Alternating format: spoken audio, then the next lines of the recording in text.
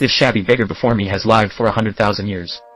It's due to his streak of bad luck during the process of crossing with the awakening system. Encountering a system error that sent him to the cultivation world instead of the high martial arts world he was supposed to go to. The cultivation world is full of fierce demons and monsters, unmatched by the martial arts world. To keep him from being killed upon arrival, the system confines him to a small isolated space.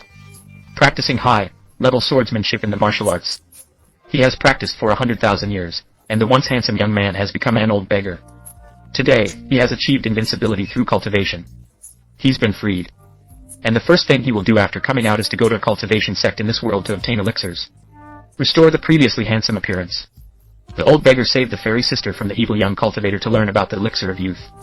He casually flicked his hand, and a sword, carrying chicken bone, flew past fiercely.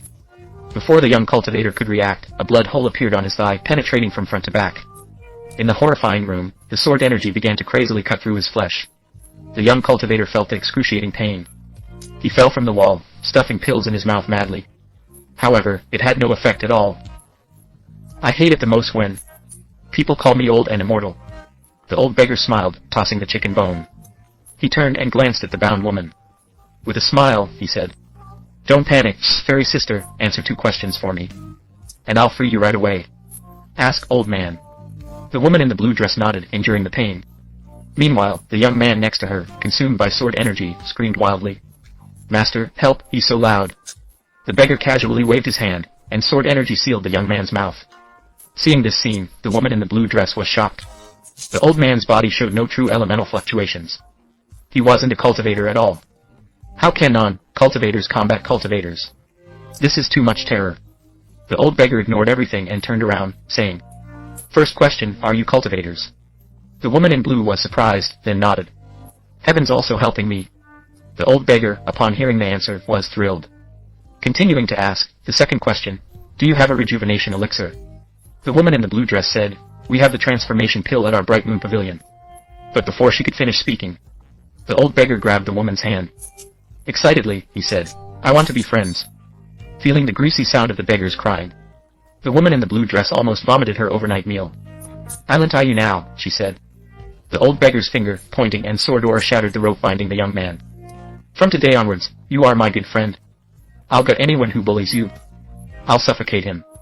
The old beggar not only said that but also put his hand on the woman's shoulder. The woman in the blue dress didn't dare to move, afraid that this eccentric old man would do something to her. "Was it that guy who bullied you?" The old beggar pulled the teenager rolling on the ground towards him. "Today, I will show you how to strangle someone with intestines." Saying that, the old beggar prepared to reach towards the teenager's abdomen. "Old man, have mercy, please. We are currently investigating the missing people in Baidai City. This guy may be related to the case." The woman in the blue dress hurriedly tried to stop it, despite her fear. The old beggar nodded when he heard this. Just as the girl in the blue dress relaxed a bit, the old beggar's hand slipped directly down. Blood splattered everywhere as the boy grabbed the lunchbox. "What's it got to do with me?"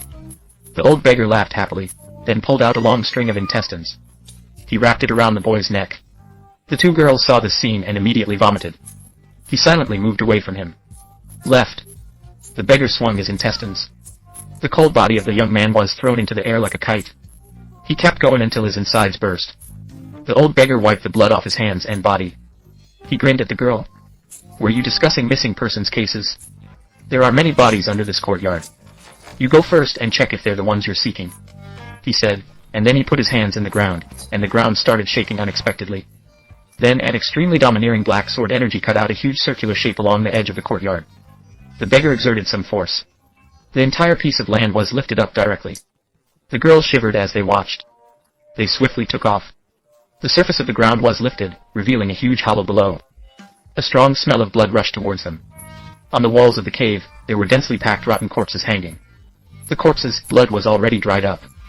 The stench emitted was nauseating, and in the center of the hollow was a huge blood pool that had already been filled. An old man, resembling a zombie, sat in the blood pool. He closed his eyes silently, while 2 young girls cried heartbreakingly upon seeing this scene. "Pay with your life for these children, beast." The girl in the blue dress couldn't hold back anymore. In a flash, she rushed towards the old man in the blood pool. As the old man, about to be attacked, opened his eyes abruptly, a cruel aura stirred up the fresh blood in the pool. It smashed at the girl with a powerful force, causing a collision. Caused blood to spray from the girl's mouth, and she flew out directly. As for the old beggar, he unexpectedly turned his attention to the corpses. He was very professional, not cleaning the blood all at once, gradually drying it out. While speaking to himself, he noticed blood on the girl's mouth entering his direction. Then he looked at Grandma with a pleading expression. At this moment, the old man in the blood pool stood up, emitting a piercing laughter. The Minju Pavilion people love meddling in others' affairs. I need blood, so I'll make do with all of you. Old white ghost, you beast. At this moment, a white woman descended from the sky, landing in front of the old beggar and the young girl. Bilingualing, long time no see. The old ghost slowly walked out of the blood pool. With each step, his face grew younger bit by bit. Upon leaving the blood pool, he had changed from old to middle-aged. Something's up, holy shit. Upon seeing the scene of the old ghost rejuvenating, the beggar quickly jumped into the blood pool. With a splash, everyone's attention shifted to the old beggar. The girl in blue dress warned bilingualing about Zamo and asked how she became young again. The beggar churned in blood, but felt no effect. Annoyed, he asked the ghostly old man, "Who are you?" The beggar smiled foolishly and said, "I'm calling you.